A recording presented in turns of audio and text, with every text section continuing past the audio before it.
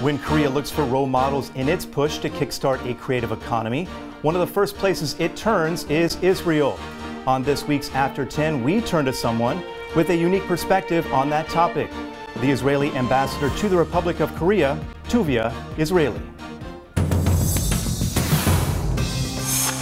Tuvia, Israeli ambassador to Korea. He has worked tirelessly as an Israeli diplomat throughout the world and came to Korea as ambassador of Israel in 2009.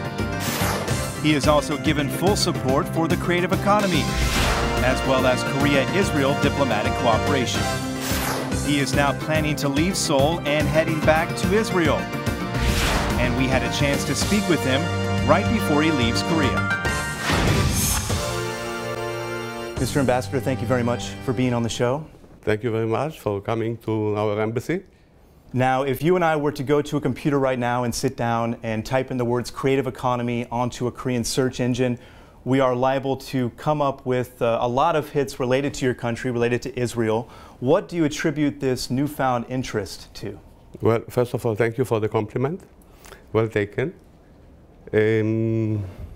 Yes, I think it's a blessing, especially during my tenure in Korea, to be busy in trying to relate to the creative economy in my country, how it can be emulated in Korea as well. And I think there are so many similarities between our country, and Korea was looking at what was happening in Israel since its the creation of the two modern states in 1948, because we faced similar challenges, small countries in our region with facing hostility and lacking natural resources, but still making the breakthrough and achieving progress. And definitely Korea, by its economical development and becoming one of the leading industrial states in the world. And in our modest way, Israel's achievements in its high-tech economy and managing to float through the different economical crises that are inflicting many parts in the world. You talk about some of the general similarities between South Korea and your country. What are some of the similarities we can pull from regarding the business environment? You spoke a little bit about the tech environment in your country. What are the similarities business-wise that we can take between the two? I think we are looking at highly educated societies, striving for achievements, huge competitiveness, ambition, and that's probably a very strong driving force to what the two countries have achieved up to now. And of course, there are differences. There are differences in the size of the population, the fact that Korea is a much stronger production, heavy industry player than Israel is, and maybe our strongest part is Israel being a powerhouse of new ideas, of new solutions. And maybe the best idea for both of us would be to combine forces. Well, with that in mind, what are some of the lessons, and I know you've been here for a few years now, 4 years now, what are some of the lessons that your country, you think, has for Korea as it embarks down this path to a so-called creative economy? Korea is doing very well, but my impression is that in certain fields, and somehow these are the fields that the Korean industry is concentrated on, on the IT technology and the telecommunication. The competition in the world became very rough. And in order to stay in the leading position, you need to constantly introduce new things, new advantages, new applications. And if in the past a generation of a product was 10, 20 years, now it's 6 months sometimes. And if you really want to stay in the lead, you must join forces with a powerhouse like Israel and Israeli companies and to incorporate their solutions. And I think you're touching on this, but there's about 4,500 venture businesses in Israel, quite a high number when you consider the population is just about 8 million or so. With that in mind, what is the driving force then behind Israel becoming a leading nation in terms of startups? A big multinational, mainly American companies bought the small startup with unbelievable rate of value. For instance, the recent acquisition happened last June, 2 months ago, where Google bought an Israeli startup called Waze. These are a group of 10 engineers in the startup, and Google paid for their product $1.1 billion. And even, let's say that the investment in their startup was less than $10 million, you can see the proportion. And similar exits happened already in the 90s and the following years. And I mentioned that the government was giving this safety net to venture capitals. But when the good results started to come in, the private sector came to the government and told them, okay, we don't need you, we will take over. And it was privatized. And so the government stopped that program, which was called Yozma, after 10 years.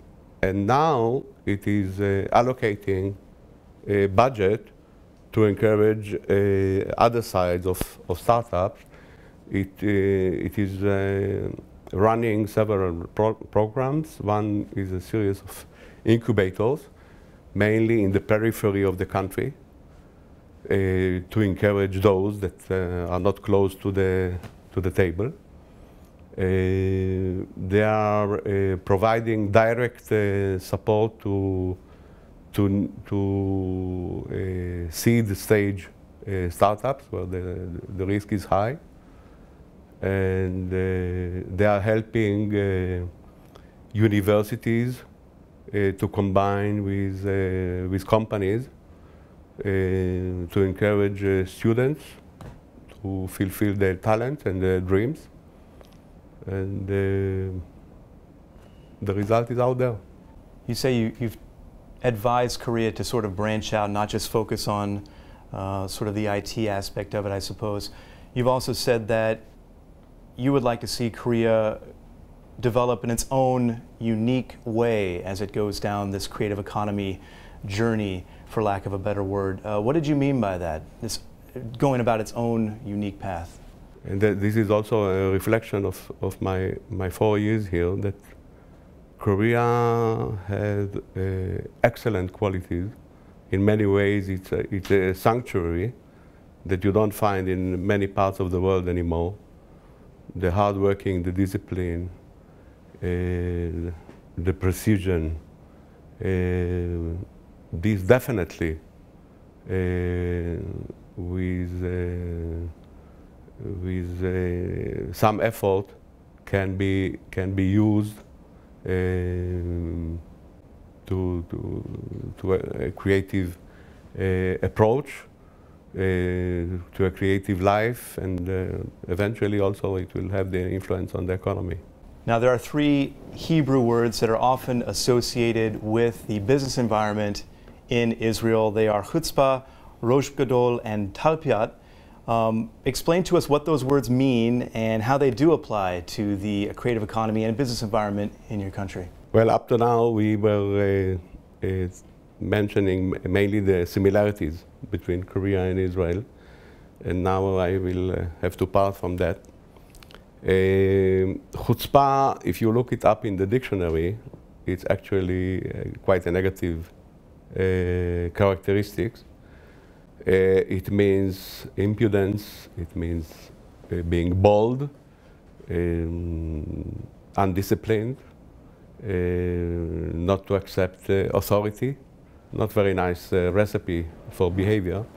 But if you combine it with Rosh Gadol is a big head. This term was developed mainly in among the military servicemen in Israel. And it means to be a responsible soldier or member of any group that you are in, or a responsible citizen, to always look for improving the situation, to get the best result in whatever you are doing, or the group that you are within. And when you are combining these two and applying it into the business world, it proved to be very successful. Before I touch on talpiot, there is the famous book, Startup Nation, that was also translated into Korean, where the writers try to see what is behind the startup spirit in Israel. And by getting into studying and analyzing the evolution of Israel, they came to the conclusion that this chutzpah is practically the driving force behind the establishing of the State of Israel. Mind you, the State of Israel, as the homeland of the Jewish people, was established in 1948, only 3 years after the Holocaust. And in the Holocaust, the Jewish people lost 1/3 of their brothers, and those newcomers, mainly those who were refugees of the Holocaust, who came from Europe, they were dust of humanity. But nevertheless, the leadership insisted in pushing forward and establishing the state against all odds, against the opposition of the Arabs, going through several cycles of violence and war, and still achieving what we have achieved. So there's a great deal of chutzpah in there too. As to talpiot I mentioned by passing before. It was a governmental program introduced in the middle of the 90s. And that was something that I read in the newspaper this morning, the Connex, this Korean new instrument to encourage startups that was introduced early July or something. Well, that talpiot was something similar, where the government approached banks and venture capitals and told them that I'm willing to become your partner in financing startups. I will be your safety net in financing startup companies at seed stage, pre-seed stage, where the risk is high. But as I said already, thanks to excellent results in the evaluation that was carried out after the program was closed, there were 150 companies involved or enjoying the support of that program, and out of the 150, 100 were successful, which is a very high ratio. And again, the private sector saw how successful it is, and they took it over. And now Yozma, the name is still out there, but now it's a private company. You do come from a unique perspective in that you've been here for 4 years now, and you come, of course, from a country who has been very successful in the venture capital industry. Looking at where Korea is now and where it wants to go, how do you see things playing out here? We have done well, not because we are so lucky or wise. Maybe the wisdom was in understanding that in order to succeed, we need to partner with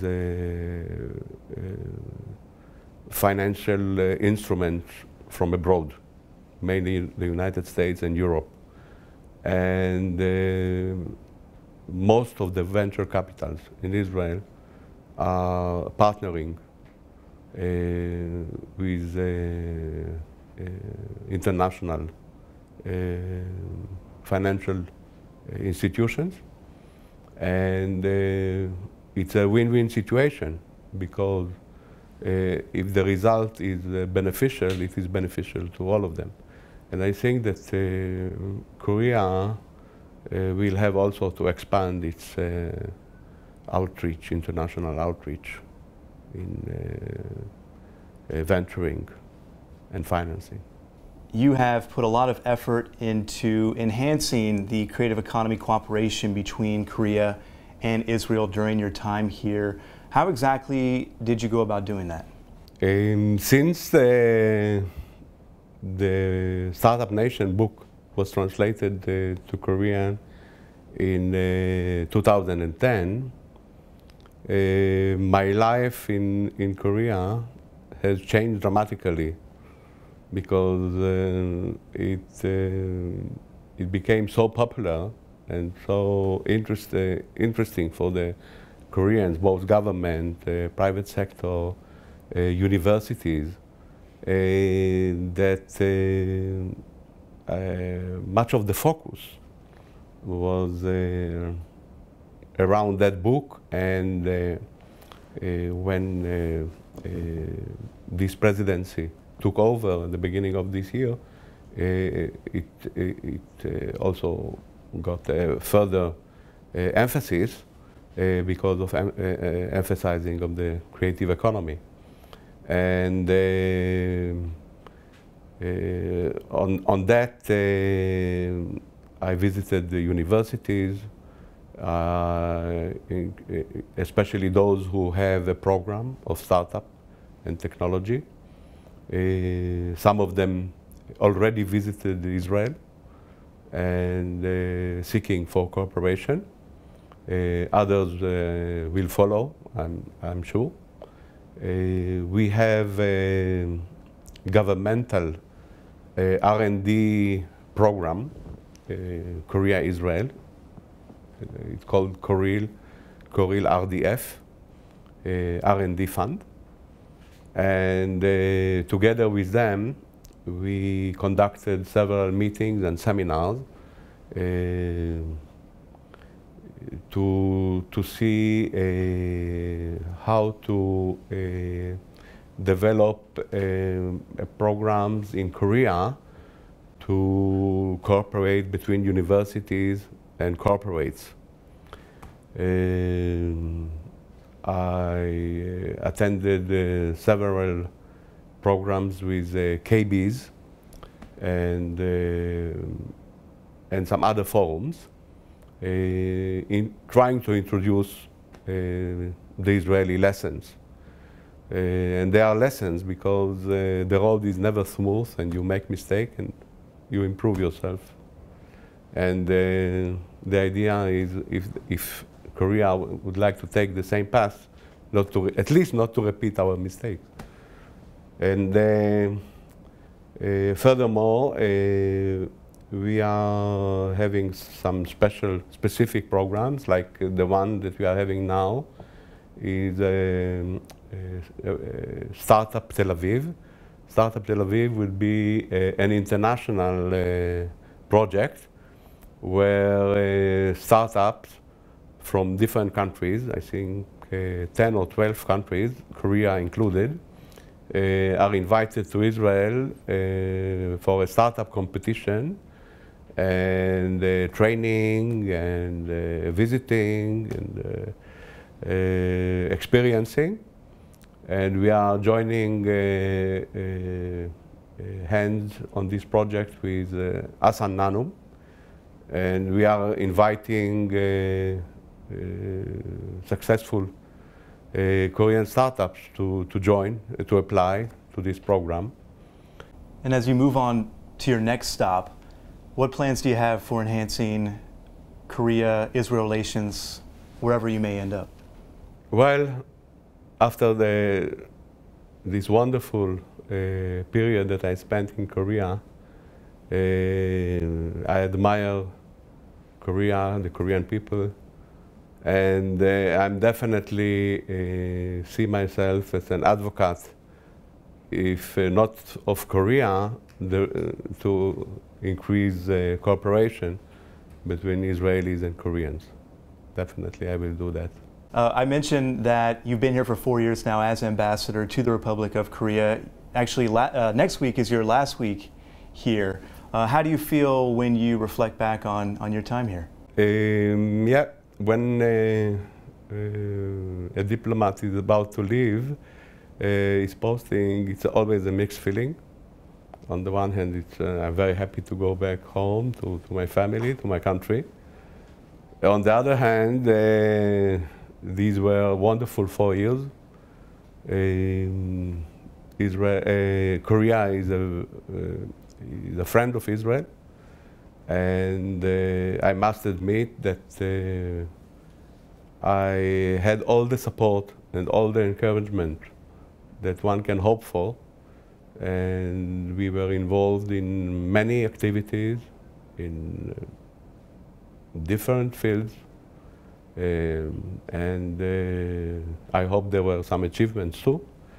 And well, it's sad to leave that behind, but that's part of our way of things. Sure. And we wish you all the best as you move forward.